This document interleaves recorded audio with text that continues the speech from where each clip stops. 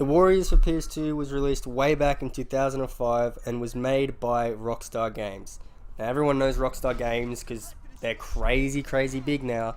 They had heaps of titles even back then.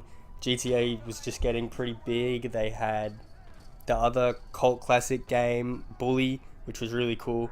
And in my humble opinion, The Warriors for PS2 is still and forever will be the greatest PS2 game of all time. Yes, I said it. Just a bit of a biased comment straight out the gate here. But yeah, honestly, best PS2 game ever. And I stand by that till the day I die. So get rid of your Mortal Kombat, get rid of your Shadow of Colossus, get rid of your Justice League. Wait, Justice League? The fuck is that doing here? The Warriors is based on the 1979 cult classic that goes by the same name. And it's about a gang in Coney Island, goes by the name The Warriors, and they get framed for the death of a rival gang's leader. They're far from home, everyone's after them, police, other gangs, and they got to get back to their home in Coney Island where it's safe. Here's what's great about the game. It took the movie's premise and did it perfectly, and then just added more, and then just did that even better. If you don't know what I mean, pretty much the opening scene for the movie is where the leader for the gang gets killed, and straight from the get-go, that's where the movie starts. They got to get home. The leader for the Rifts is dead. Everyone thinks it's them. They got to get home.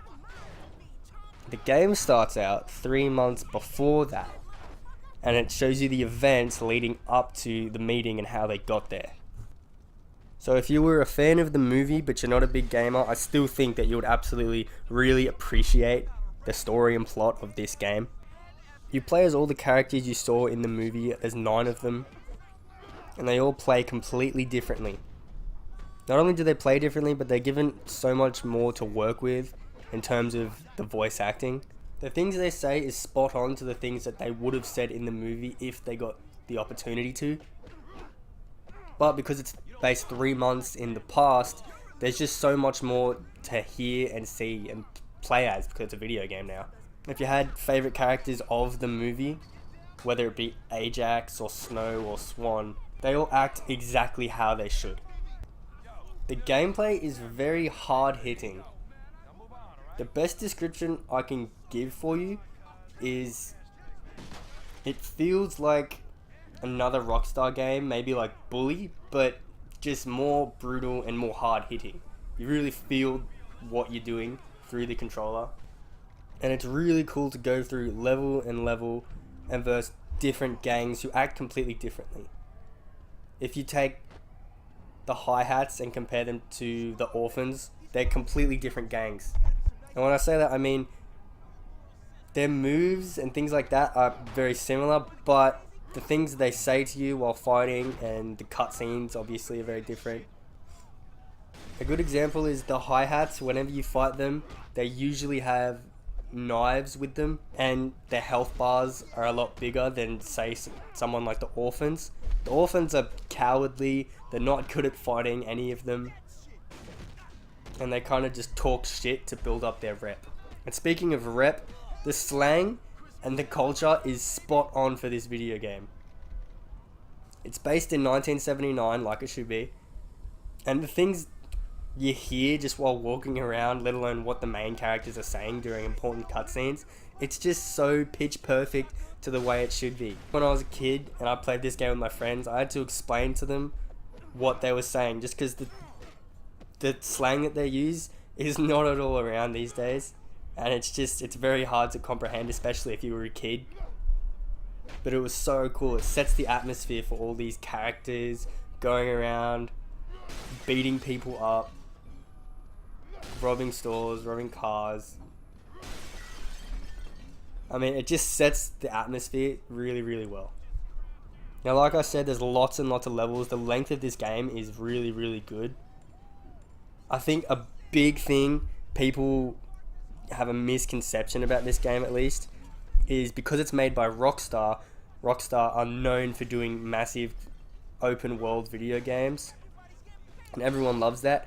But This is the only Rockstar game I think I've ever played where it isn't free roam, it's just level based. There are free roam moments, you have a base that you hang out at, and you can do little side missions around your base, like beat up other patrolling gang members or help hobos. But all the main levels and the side missions and levels, it's just missions and objectives. There is no free roam. Personally, I like that. I think it goes with the story really well. I think adding free roam to a game like this just wouldn't have worked, but that's in my opinion.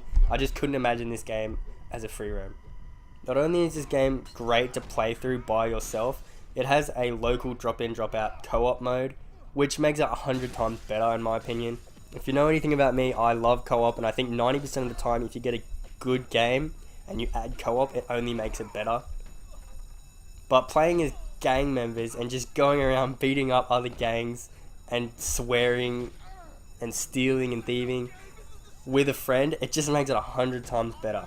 All the characters you play as also will have different move sets, so each level, when you're doing something different around a different gang with a different character, it doesn't feel the same. All of them have completely different loadouts and moves and combos that they can do.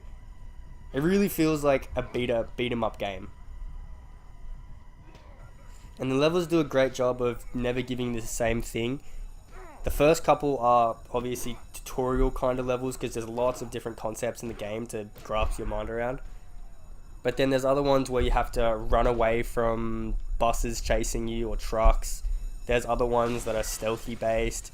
There's even one which is really cool, and it's like a graffiti contest with other gangs. You got to get your mark down quicker than they can, which was really cool. I also really love the music for this game. When I say that, I mean the music coming from the radios that you pass, things like that. It's all classic rock, old-timey, jazz kind of things, and it's really cool. It's the stuff you heard in the movie also. If I'm gonna have one tiny gripe, it's in the main menu, and when you click on load your game and you load into the game, the music for it is very ambient and strange. I don't want to talk about that though, because it was in the movie too, and when you hear that sound, it's iconic with the movie and the video game. If you ever hear anything like it, you'll go straight to the Warriors. But I don't know, in the video game, it just seemed a little inappropriate for me. But I don't, like I said, I don't talk about that too much because it is the Warriors, and that's the sound that naturally came with the Warriors when you thought about it. So this game doesn't get talked about nearly as much as it should, in my opinion. It literally never ever gets talked about, and I wish it was. It's my favorite game growing up. Everything about it was so awesome. Anyway, that was my review of The Warriors. If you liked it, make sure to like and comment. Just because I'm still figuring out the things I want to do on YouTube. I'm just being creative right now, just doing what comes to my head. I'm sorry, this is my first review, like I said, so if this sounded like I didn't know what I was doing, it's because I didn't. But it was fun, and I like I said, The Warriors, forever a classic, forever the best video game on PS2 in my opinion. Alright, thanks guys for watching. See you in the next one.